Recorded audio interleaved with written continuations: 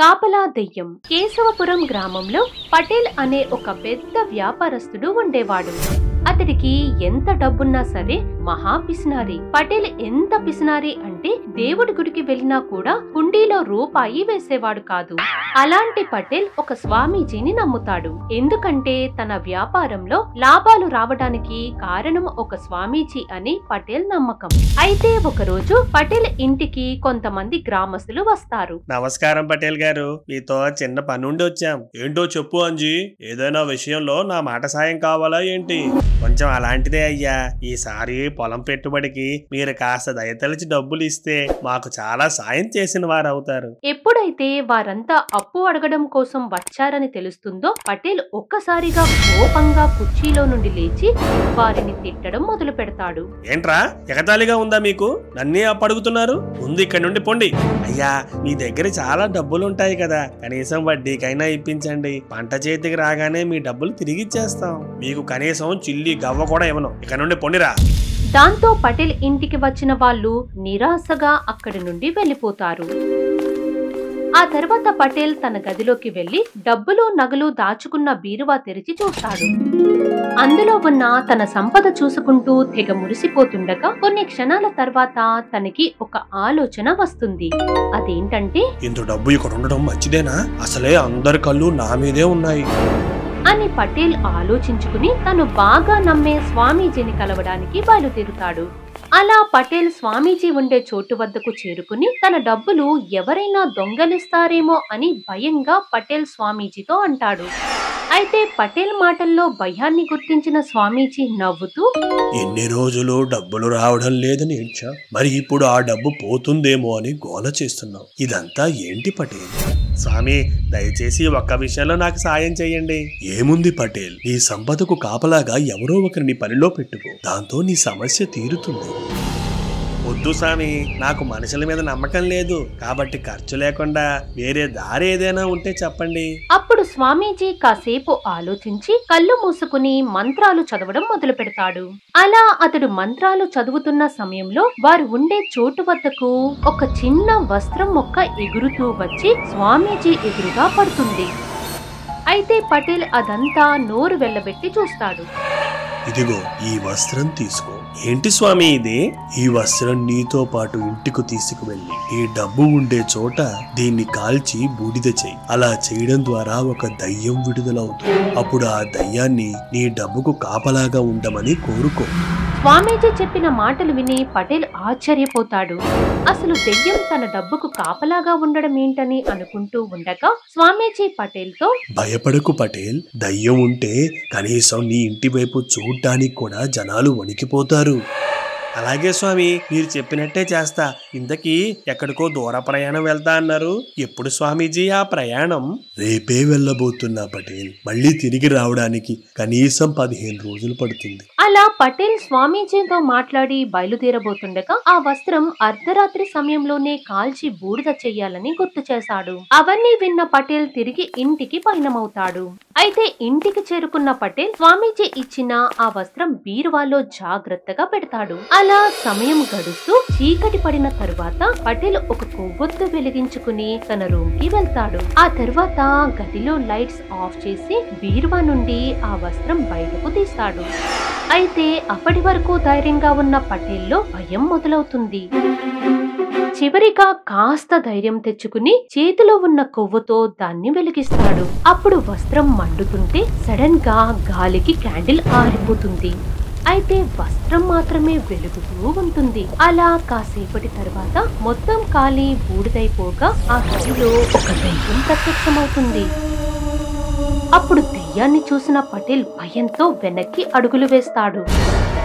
ఎవరు నువ్వు? ఎందుకని నన్ను రప్పించావు? అంటే అది అని పటేల్ చెప్పడానికి తడబడుతుంటాడు. చెప్పు, లేదంటే ఇది నీ చివరి మాట అవుతుంది. నువ్వు నా డబ్బుకు కాపలాగా ఉండాలి. అయితే ఎవరో కూడా ఆ డబ్బును తీసుకోవడానికి నువ్వు ఒప్పుకోకూడదు. సరే, నువ్వు ధైర్యంగా ఉండు. ఇకపై ఎవరూ కూడా నీ డబ్బును ముట్టుకోలేరు.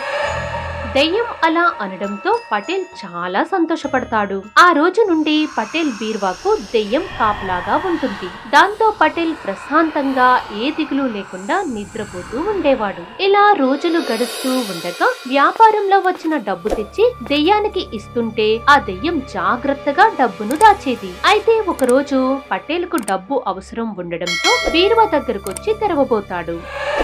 అప్పుడు వెంటనే దెయ్యం ప్రత్యక్షమై పటేల్ చేతిని పట్టుకుంటుంది. అయ్యో తొందరపడకు, వచ్చింది నేనే. డబ్బు అవసరమైంది, అందుకే బీరువా తీస్తున్నా. ఇక్కడ డబ్బుకు కాపలా కాస్తుంది నేను, కాబట్టి ఎవరూ ఇందులో నుండి డబ్బు తీయడానికి వీల్లేదు. సర్లే, ఇప్పుడు తీస్తుంది నేనే కదా, అడ్డు తప్పుకో. అదేం కుదరదు, నన్ను నువ్వు కాపలాగా పెట్టావు కాబట్టి నేను ఆ పనే చేస్తున్నాను. కావాలంటే నువ్వు డబ్బు తీసుకురా, దాచిపెడతా, అంతేకాని ఇందులో నుండి డబ్బు మాత్రం ఇవ్వడం కుదరదు. దెయ్యం మాటలు విని పటేల్ షాక్ అవుతాడు. అతడు చెప్పిన మాటలు దెయ్యానికి ఎలా అర్థమైందా అని తల పట్టుకుంటాడు. ఎందుకంటే ఇప్పుడు దెయ్యం కనీసం డబ్బును పటేల్ ని కూడా తీసుకోనివ్వకుండా కాపలా కాస్తుంది. దాంతో పటేల్ హాల్లోకి వచ్చి కూర్చుంటాడు. ఇదేంటి ఇలా జరిగింది? కనీసం స్వామీజీని కలుద్దామంటే ఊర్లో లేడు, చీనా కర్మ. ఆ రోజు చీకటి పడిన తర్వాత పటేల్ పడుకోవడానికి తన గదిలోకి వస్తాడు. అయితే ఆ సమయంలో అక్కడ బీరువా దగ్గర దెయ్యం తిరుగుతుంటుంది. దాంతో మంచం మీద కూర్చుని దెయ్యాన్ని చూస్తుంటాడు.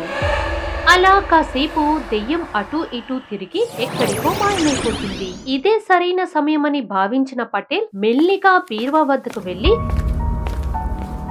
డబ్బులు తీయడానికి ట్రై చేస్తాడు. కాకపోతే దెయ్యం వెంటనే అక్కడికి వచ్చి పటేల్ ను కొడుతుంది.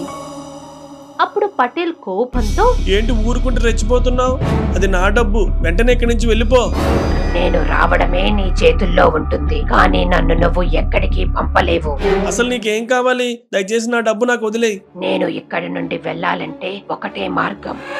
సరే, వెంటనే ఆ పని చేసి వెళ్ళిపో. అయితే పటేల్ అసలు ఆ మార్గం ఏంటో కూడా అడగకుండా పిచ్చిగా ఒప్పుకుంటాడు. అప్పుడు దెయ్యం వాడి పీక పట్టుకుని గాల్లోకి లేపుతుంది. అలా గాల్లో వేలాడుతున్న పటేల్ తో దెయ్యం, నువ్వు చావడమే దీనికి మార్గం అని దెయ్యం చంపబోతుంటే పటేల్ భయపడి తనని వదిలేమని వేడుకుంటాడు. అప్పుడు దెయ్యం పటేల్ ను విడిచిపెడుతుంది. ఇకపై నన్ను ఎదిరించి మాట్లాడకు, అలానే నీ డబ్బు ఎవరూ తీయకుండా నేను కాపలా కాస్తా, సరేనా? అలాగే, అర్థమైంది. దాంతో పటేల్ దెయ్యానికి భయపడి అక్కడి నుండి ఇంటి బయటకు వచ్చేస్తాడు. ఇప్పుడు పటేల్ కు ఏం చెయ్యాలో అర్థం కాదు.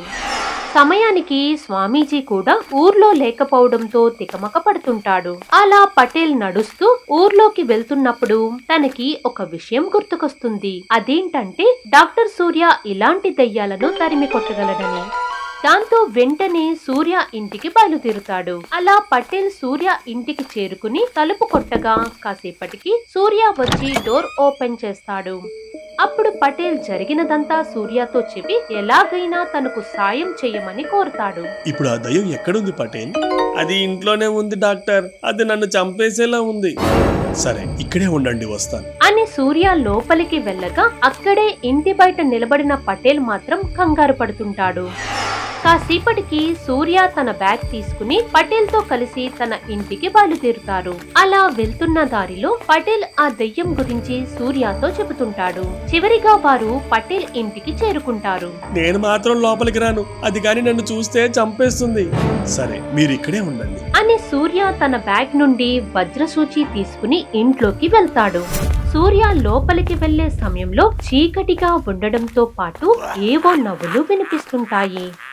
అలా సూర్య అడుగులు వేస్తూ పటేల్ గదిలోకి వెళ్లి చూడగా అక్కడ బీరువా దగ్గర దెయ్యం నిలబడి ఉంటుంది. అప్పుడు దెయ్యం కాపలాగా ఉండడంతో ఈ డబ్బు కోసమే వచ్చాడని సూర్య మీదకు దెయ్యం వస్తుంది. అయితే దెయ్యం హఠాత్తుగా దాడి చేయడంతో చేతిలోని వజ్రసూచి పడిపోతుంది.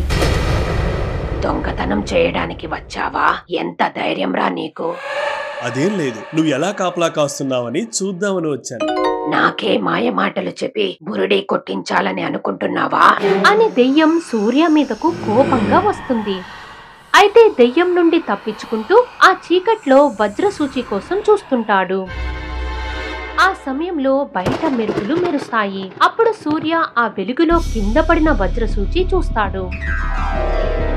వెంటనే దాన్ని చేతిలోకి అందుకుంటాడు. అయితే దెయ్యం వేగంగా దూసుకుంటూ సూర్య వైపు వస్తుండగా తన చేతిలో ఉన్న భద్రసూచిని దెయ్యం గుండెలో గుచ్చుతాడు. దాంతో దెయ్యం గట్టిగా అరుస్తూ అక్కడ నుండి మాయమైపోతుంది. అలా మాయమైన సమయంలో ఫ్లోర్ మీద చిన్న వస్త్రం ముక్క ఉంటుంది. అప్పుడు సూర్య దాన్ని ఒక సీసాలో భద్రపరిచి ఇంట్లో నుండి బయటకు వస్తాడు. ఆ సమయంలో ఇంటి బయట బిక్కుబిక్కుమంటూ చూస్తున్న పటేల్ వద్దకు సూర్య వెళ్లి, ఇకపై ఆ దయ్యం మీ జోలికి రాదు కాబట్టి కంగారు పడాల్సిన పని లేదు. నిజంగా మీ మేలు మర్చిపోలేను. మీరే గాని లేకపోయి ఉంటే ఆ దయ్యం చేతిలో నా ప్రాణాలు ఎప్పుడో పోయేవి. ఒకటి గుర్తుపెట్టుకో పటేల్, నీకు డబ్బు మీదున్న ఆశతో ఎవరో చెప్పిన పిచ్చి పని చేసి నీ ప్రాణాల మీదకు తెచ్చుకున్నావు. ఇకనైనా మంచిగా ఉండడానికి ప్రయత్నించండి అని సూర్య మాట్లాడి అక్కడి నుండి వెళ్లిపోతుంటే పటేల్ తాను చేసిన తప్పుకు తలదించుకుంటాడు. అయితే మరుసటి రోజు పటేల్ క్రితంసారి అప్పు కోసం వచ్చి తిరిగి వెళ్లిపోయిన అంజీ వాళ్లకు డబ్బులు ఇస్తాడు. అలా ఆ రోజు నుండి పటేల్ లో మార్పు కలుగుతుంది.